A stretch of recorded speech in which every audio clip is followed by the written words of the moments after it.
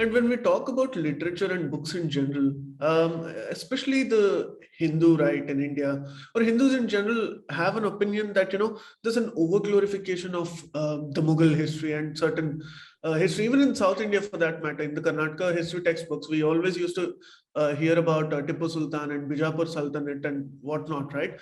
So in that sense, although there are snippets of Indian history, so to speak, but it's sort of narrowed down to a very limited extent, where you're only introduced to a little bit of the history of the Vadayars and different other aspects of Indian history, but you're not really exposed. So in that sense, since you're also somebody who writes a lot of books, are there any people that you would like to write about or to be seen in these history textbooks more often?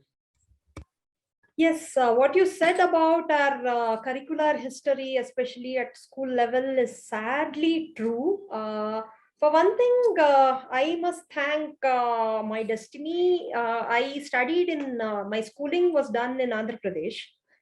And when I did my schooling, somehow the government and, whatever macro changes happened, thankfully, I studied a lot more history than my peers or, when people after me did.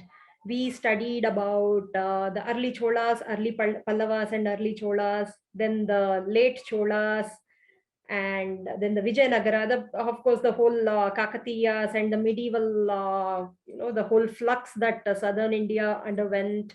Then we studied about, as coming the Mughals and all, and Vijayanagara, then Mughals, and then the British, and then we studied even world history, all the Mussolini, Hitler, all those. So that way, I think I'm thankful to whoever set the syllabus when I was studying.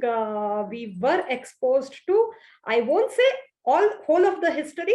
I mean, like, I would have been happier had we studied more about the Pratiharas, the northeastern Assami Ahom dynasty. So there's a Indian history is a galaxy. It's an endless galaxy, to be honest. So yes, it is tough to include all those topics in curriculum, but then, as you said, I am also in agreement with you. If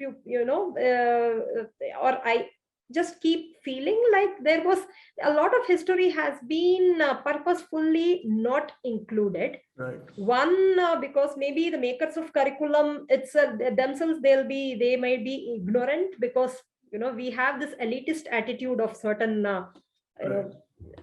this is like, they don't they just think of India very Delhi centrically. And there is a lot of India outside Delhi. Right. In fact, in our own history, how long was Delhi the capital? It was for a very brief time, it was the Pandava capital as Indraprastha.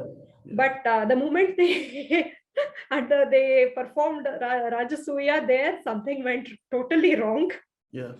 They had to go for Vanavasa. And then when they came back and won the war, they again shifted back to Hastinapura. They did not rule from Indraprastha. Then we had Ujjain and Magadha. And then Vijayanagara. And then the Maharashtra, the Maratha. So that way, I think the epicenter of Bharat kept on shifting.